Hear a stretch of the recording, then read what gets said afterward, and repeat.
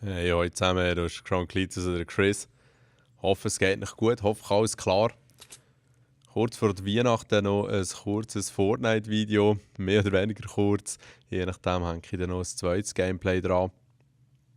Es ist so, dass ich es momentan wirklich jeden Tag spiele, mehrere Games, versuche auch die täglichen Challenges abzuschließen.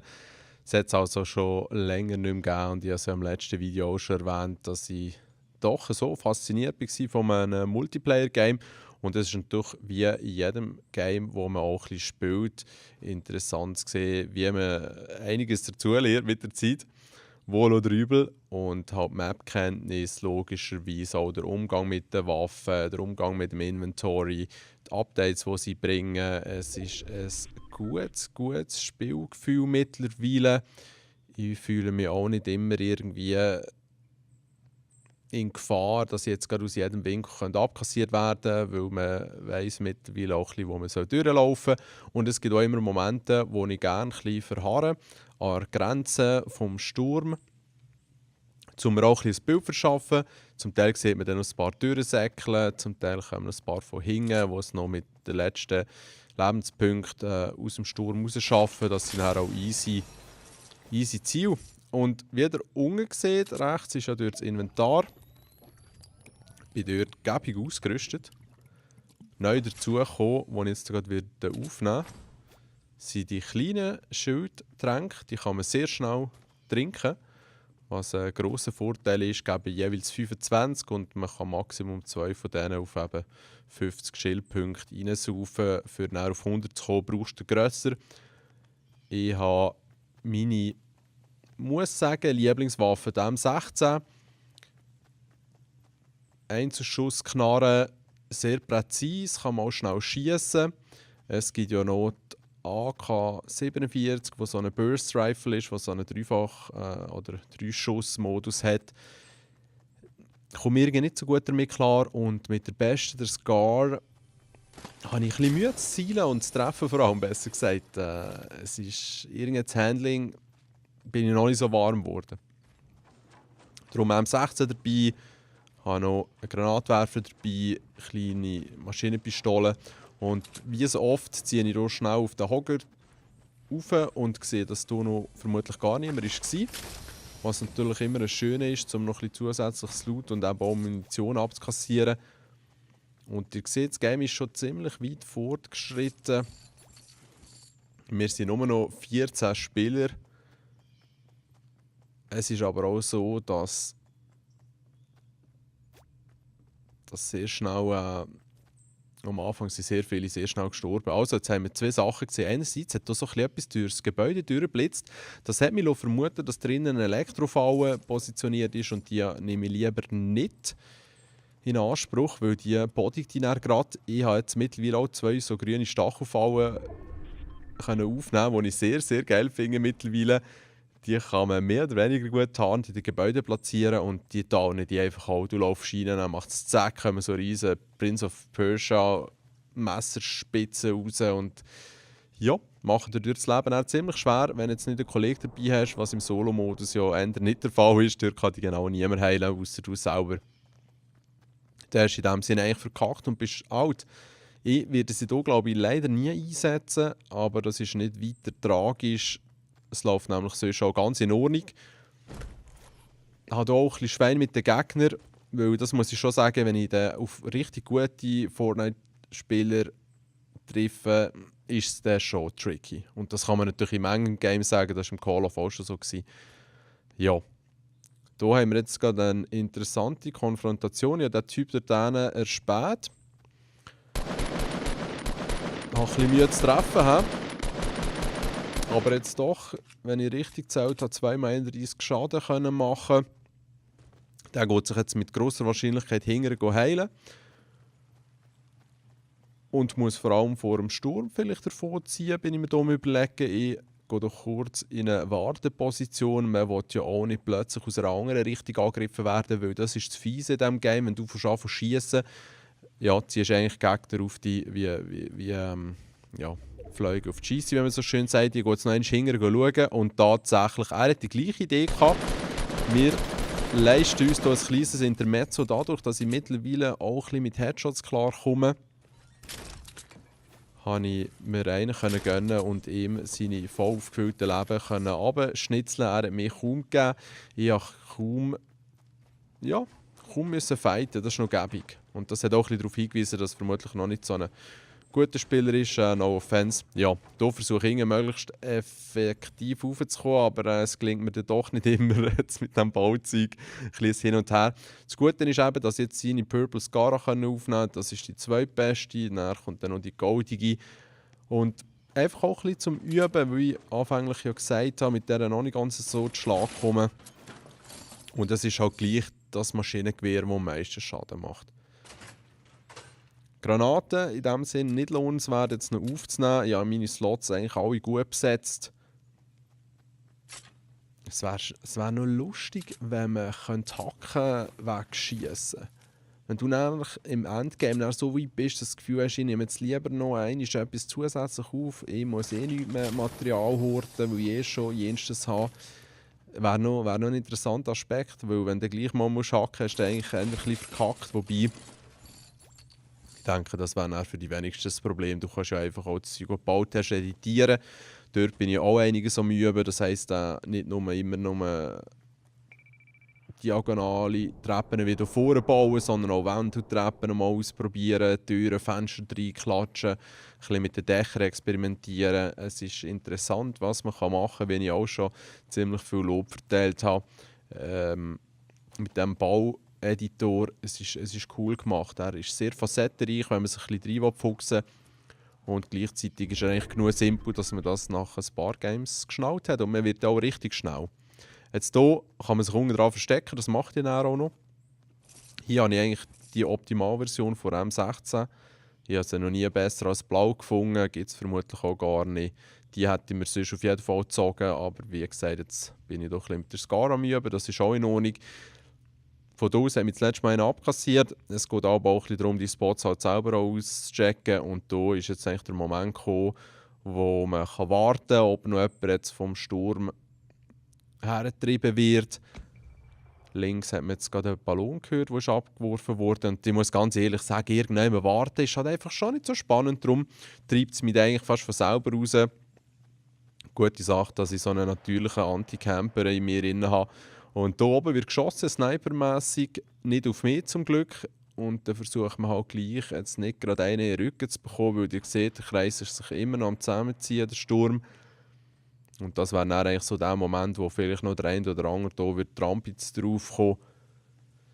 Ja, es sind noch 8 Spieler im Game, es lohnt sich vielleicht auch ein bisschen vorsichtig zu agieren. Da ist mir aufgefallen, dass irgendetwas Violett hat durchblitzt, durchs Holz. Es ist aber das Maschinengewehr mit dem Scope oben drauf, wo ich eigentlich am wenigsten klarkomme. Da muss man, glaube ich, ziemlich drüber ausschießen.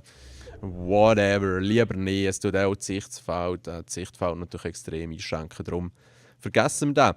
Und ihr seht jetzt oben rechts auf der Minimap, der Sturm ist sich definitiv am Zusammenziehen. Es sind nur noch 7. Und es ist eigentlich erstaunlich ruhig für das, dass es nur noch so wenig sind. In meinen Augen, das weist darauf hin, dass alle sich so ein bisschen am Einbauen vielleicht sind, am Verstecken, am Ausharren. Niemand will den ersten Move machen. Und in solchen Momenten kann man dort eigentlich auch mitziehen. Aber wiederum ist es dann halt auch so, dass man doch auch ein bisschen auf die Suche muss gehen, sonst wird es auch langweilig, oder?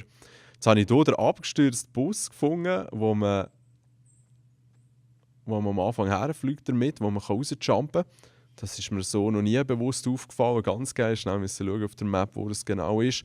Und hier oben drauf war noch eine Kiste zum Looten, aber da ist natürlich nichts mehr drin, das ich brauchen kann. Ein bisschen unnötige Geräusche gemacht. Hier rechts hinten sehe ich einen ziemlich ausgeklügelten Bau, der aber auch je nachdem nicht mehr im Sturm wird sein. Oder besser gesagt im ruhigen Auge vom Sturm. Und von dem her lohnt sich das nicht unbedingt, dort rüber zu ziehen.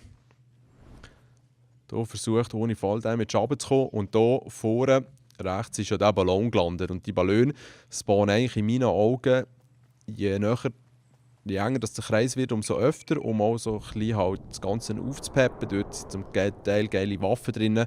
Und es ist halt auch immer sehr heiß, dort noch immer herzuziehen. Am besten wäre es gewesen, wenn einer hier im Busch gehockt. Und dann kommt eigentlich das Standardprozedere, dass man sich wenigstens ein Minimum schützen. Man packt aus, ich bekomme noch einmal so eine grüne Bodenfalle, noch einmal ein Schild, goldige Granatenwerfer. Also es jabbert ziemlich schön. Und man braucht halt auch immer Zeit. Und wie gesagt, es wird angelockt. Und jetzt höre ich hier von außen, neben diesen Baugeräuschen, dass mich jemand angreift. Hier noch ein bisschen am Probieren mit der Stege, versuche die zu editieren, höre dann die Fußgeräusche von diesem und höre gerade solo stehen, damit dass ich hier ein bisschen geschützt bin. Aber er schießt das Ding kaputt. Und ich kann zum Glück ein bisschen Schaden machen. Hier. Und ja, jetzt fängt das Spiel an, weil ich ja keine Pumpe, das heisst, ich bin hier eigentlich im Nachteil, versuche doch ein bisschen etwas anzurichten, auszurichten. Er nimmt Schaden vom Sturm. Und ich konnte zum Glück Gebung abkassieren mit der Scar. Also er hat mich, glaube ich, nur einmal brechen richtig und ich wäre weg gewesen.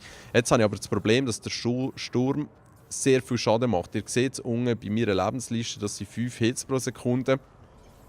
Und von dem her habe ich schwenken, dass ich hier noch mit 6 Leben auch rausziehen kann.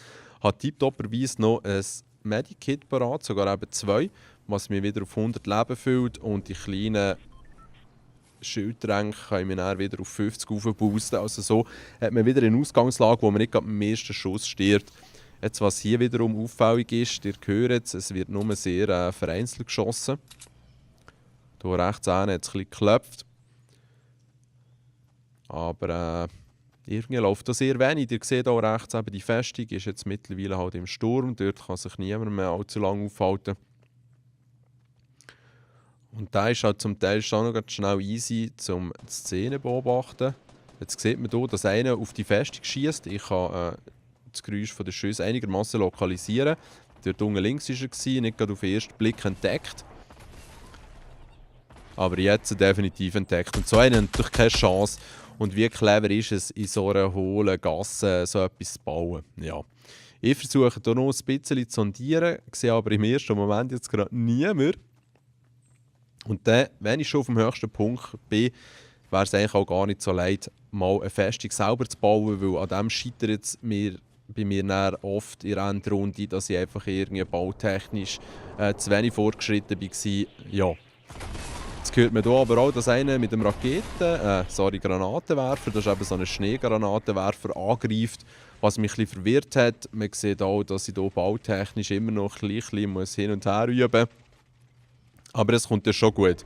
Und nachdem, dass wir hier mehrere Stockwerke gemacht haben, ohne irgendwelche fancy Wände und Treppen und so jetzt, weil ich für das irgendwie keine Zeit habe, kann man dann doch mal darüber ausschauen und halt auch sich überlegen, was ist mein nächster Move. Weil es hat noch 3 Leute, ich bin einer davon, das heisst noch 2 Gegner, einfache Mathematik.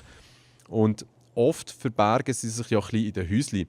Jetzt wage ich hier eher einen kleinen heissen Move, würde man können sagen. Weil ich hier erstens mal nicht schnaue, dass ich gegen Sturm am Bauen bin. Aber zum Glück habe ich genug Material und dann geht es einfach in diese Richtung.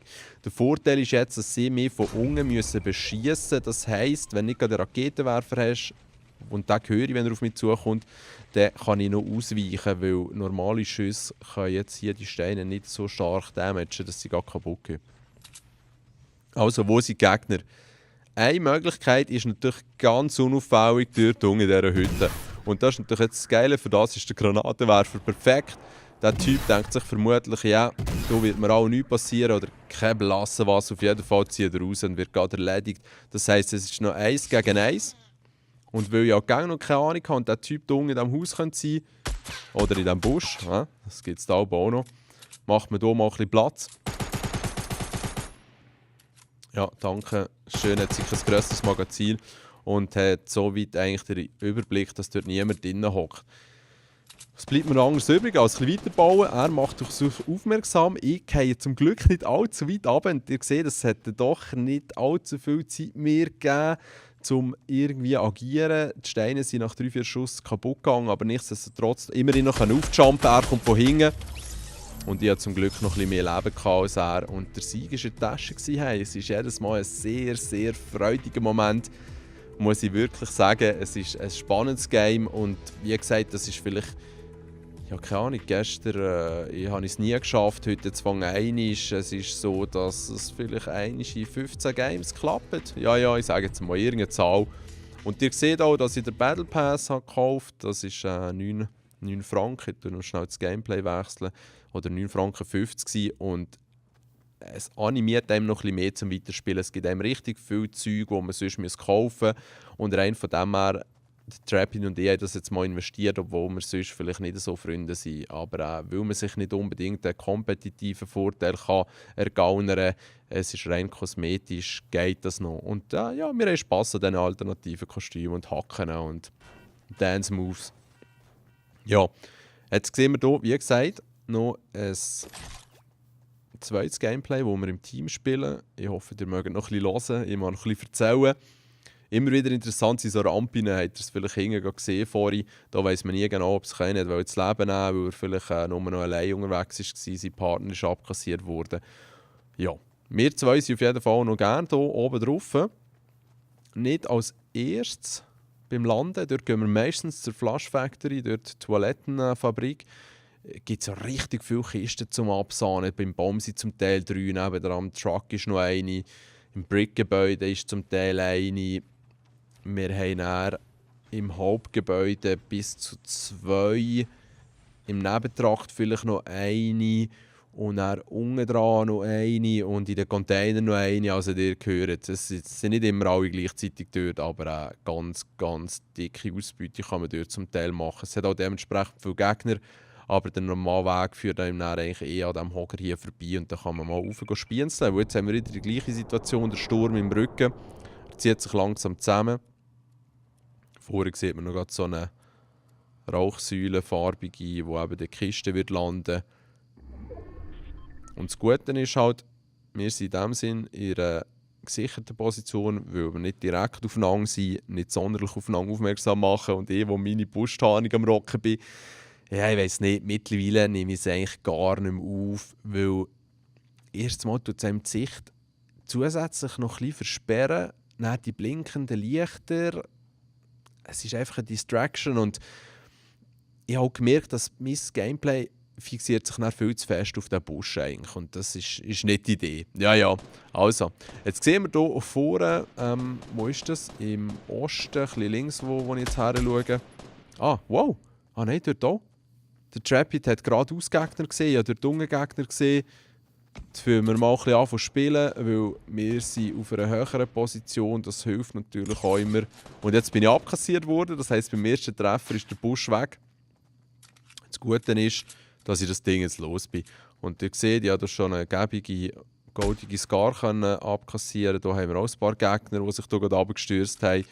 Und es ist zum Teil noch abgefahren, wie weit dass man effektiv schiessen und auch Schaden macht. Also man kann alles natürlich in den Stats nachschauen von den Waffen. Aber es ist dann nicht selten, dass man eben einen aus recht grosser Distanz fertig macht. Oh wow, ja. Zum Teil wird man aber auch aus recht grosser Distanz getroffen. Der Sturm ist hinter uns. Trappit hat, glaube ich, den fertig gemacht. Oder noch nicht, nein. Come on. Das war jetzt noch ein Headshot gewesen, aber das spielt eigentlich gar keine Rolle. Allzu lang sollte man sich zum Teil eh nicht verzetteln in diesen Zweikämpfen. Weil, wie gesagt, man zieht dann andere Leute auf sich. Und wenn man selber schon hat Schaden genommen und er von einem dritten oder vierten angegriffen wird, ist keine gute Geschichte, oder? Also, jetzt haben wir hier unsere wunderschönen Holzrampen. Ich versuche hier mit einem kleinen Trick über die Wange runterzukommen, aber es nimmt mir doch ein bisschen Schaden. Man kann ja gegen die Wange laufen, wenn man eine Wange runterrutscht und das minimiert auch ein bisschen die Fallgeschwindigkeit, somit auch der Schaden. Ist schon noch interessant, was eben für Möglichkeiten da stehen.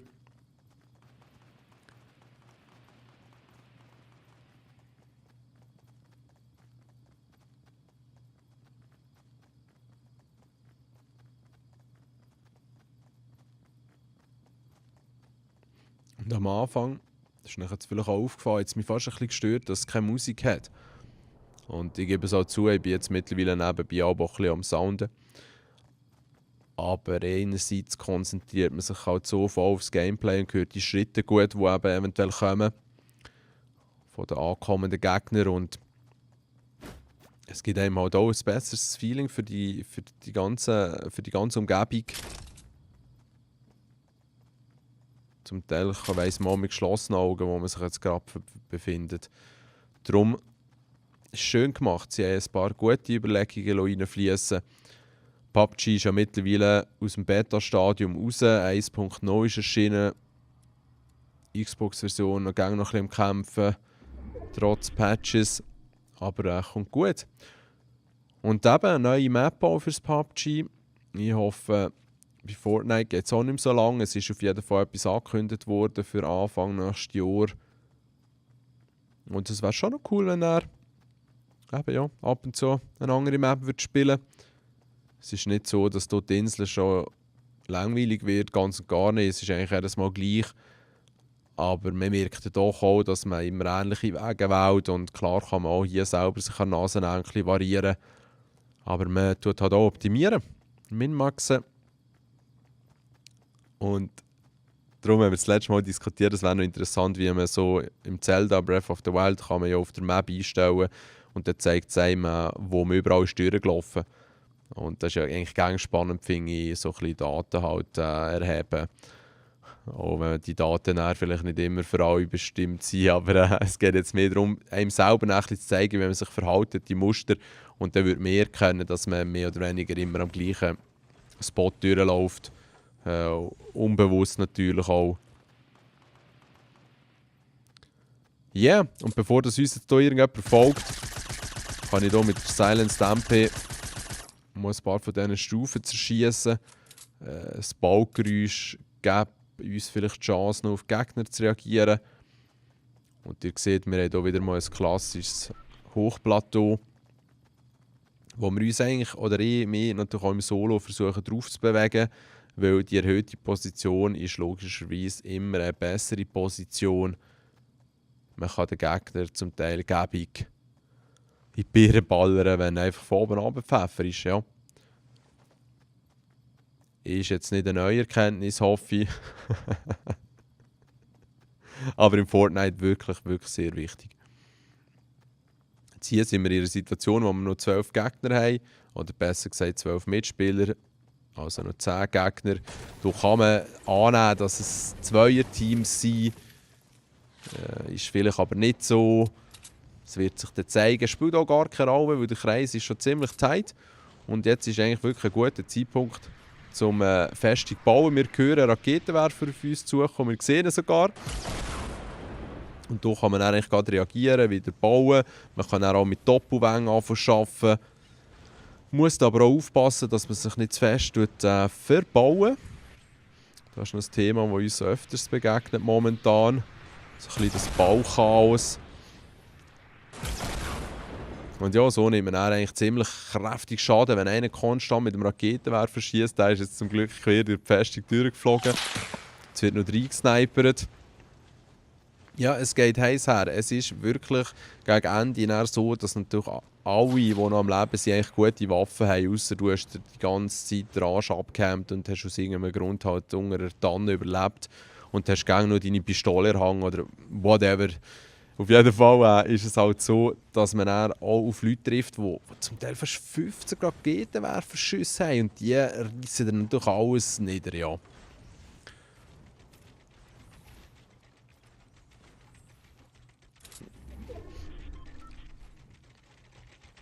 Das Gute ist, wir sind wirklich schön in der Mitte des Kreises. Das erhöht die Chance, dass man den Sieg heimtragen kann. Und jetzt kommt da schon wieder ein Raketenwerferschuss. Es ist noch geil, dass sie so laut und langsam sind. Dann hat man wirklich auch eine Chance, entsprechend zu reagieren. Und weil wir jetzt schon ein paar Mal von oben sind abkassiert wurden, versuche ich eben einerseits, während der Trapid am Bauen ist, mit der Pumpe ein bisschen Deckung zu geben. Falls jemand von oben reinspringt, aufbaut, wie auch immer. Und zum Teil verweile ich halt einfach auch ganz unten, weil dort kommen die Gegner meistens nicht her. Meistens ist wirklich der Angriff von oben. Ja, ihr hört wieder. allerlei Pistolen am Werk und vor allem halt auch der Raketenwerfer. Aber das Gute ist, dass wir momentan nicht so angegriffen werden. Das heisst, dass sich diese ein bisschen selber eliminieren und uns den Vorteil geben, dass wir hier in Ruhe unsere Basis aufbauen können. Wichtig ist auch, dass man ein bisschen Bäume entfernt, die um einen herum sind, weil dort können sich Gegner auch noch gäbig anschleichen. Und ihr seht, meine Verteidigungsoptionen sind eher eingeschränkt. Die Rapid ist, glaube ich, ins Material ausgegangen, genau. Und das kann man zum Glück natürlich auch scheren. Ja, es war jetzt ein bisschen unglücklich gewesen, dass ich so lange im Menü habe verweilt. Ich meine, wenn jetzt gerade ein Angriff wäre gekommen, dann Halleluja. Aber es gibt in jeder Runde wieder etwas, das ich dazu lerne, eine Unachtsamkeit. Und das ist ja auch nicht tragisch. Das ist wirklich das Geile an diesem Game. Das ist fast null Frust. Hey. Wenn es dich abkassiert, kein Problem. Hey, ziehst du wieder rein, alles in Butter. Die Games starten so schnell. Du kannst wieder etwas Neues ausprobieren, hast wieder mehr Glück mit dem Loot. Also es ist sehr ein cleveres Spieldesign, wirklich. Respekt an wer auch immer, dass das erfunden hat, ob es da wirklich jemand allein war. Yeah, der nimmt uns jetzt richtig schön von an, he? Sein Raketenwerfer. Meint jetzt aber, wir sind ja noch weiter oben.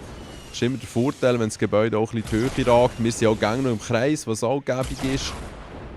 Und ja, jetzt geht es halt mal raus, weil am Schluss ist die Festung irgendwann kaputt und man ist eigentlich auch ein leichtes Ziel. Yeah, Trapid hat ein bisschen gelitten, er ist mal am Heilen. Und ich versuche hier etwas zu regeln. Ihr seht, oh ja, ein random Headshot hat ihn zu Boden genommen. Zum Glück zieht jetzt Gegner von überall her auf uns. Und das Gute ist halt einfach, wenn einer down ist und sein Gegner dann auch, oder sein Kollege Bardo, dann sind sie definitiv beide weg. Ja, es hat nicht mehr viele Gegner. Das war ein Fehler, dass ich dort versucht habe, den ohne Schild eigentlich zu verwutschen. Und jetzt kommt noch der Sturm, also es wird richtig prekär. Das Gute ist aber, dass dieser nicht gerade einen Frontalangriff gewagt hat. Somit habe ich es jetzt noch mit Minimalleben reingeschafft. Und ihr seht, unten beim Baum hat sich etwas Kleines bewegt. Der scheint sich aber auch nicht so sicher zu sein, was abgeht. Und wir können eigentlich schon den Plan aushacken, dass ich mich jetzt heile und er gerade eine Deckung baut und er halt einfach auch ein bisschen angreift. Weil grundsätzlich hat sich der Gegner mit dem Baum, den er hier gebaut hat, wieder eine schlechte Position mit dem Baum. Das hat er zum Glück nicht gebaut. Mit dem Baum, den er sich hinten dran versteckt hat, eine schlechte Ausgangsposition geschaffen. Und jetzt tatsächlich mit dem Granate erledigen. Ja, und jetzt kommt eigentlich der fiese Part. Irgendwie tut sich da gar nichts. Und es hat noch einen Gegner und irgendwie ist man da völlig unsicher und weiss gar nicht, was machen. Noch ein bisschen wieder also uns Deckung, wieder ein bisschen die Festung aufbauen, dass wir hier durchkommen. Mal halt grundsätzlich eine Ausgangslage schaffen, wo wir auch ein bisschen überleben können. Aber es kann doch nicht sein, dass hier niemand einen angreift, dass hier so ruhig ist, was gut abhält. Irgendein ganz strange Verlauf von diesem Match. Und also, das heisst, wir gehen raus, oder versuchen es besser gesagt, klappt irgendwie nicht wirklich, versuchen den zu jagen. Trapid wird abkassiert, ich auch gerade. Hat sich als Busch getarnt, hat sich versteckt und so haben wir das Game verloren. Muss man da in Kauf nehmen. Seither sind wir viel vorsichtiger mit diesen Büsten. Ihr habt es auch vorhin gesehen, mal ein bisschen reinschiessen oder so. Ja, ist eine gute Sache. Das war es mit dem Fortnite-Plausch. Ich wünsche euch ganz schöne Festtage und einen guten Rutsch. Ich denke, wir hören uns im nächsten Jahr. Vielleicht ist ja auch mal irgendjemand am Fortnite spielen. Habt's gut, hey. Und merci. Es war echt ein cooles Jahr. Schön, dass ich jetzt wieder das ein oder andere Video machen konnte. Und auch private war es echt ein gutes Jahr. Hey. Passt noch auf euch auf hey, und bis gleich. Tschüss zusammen.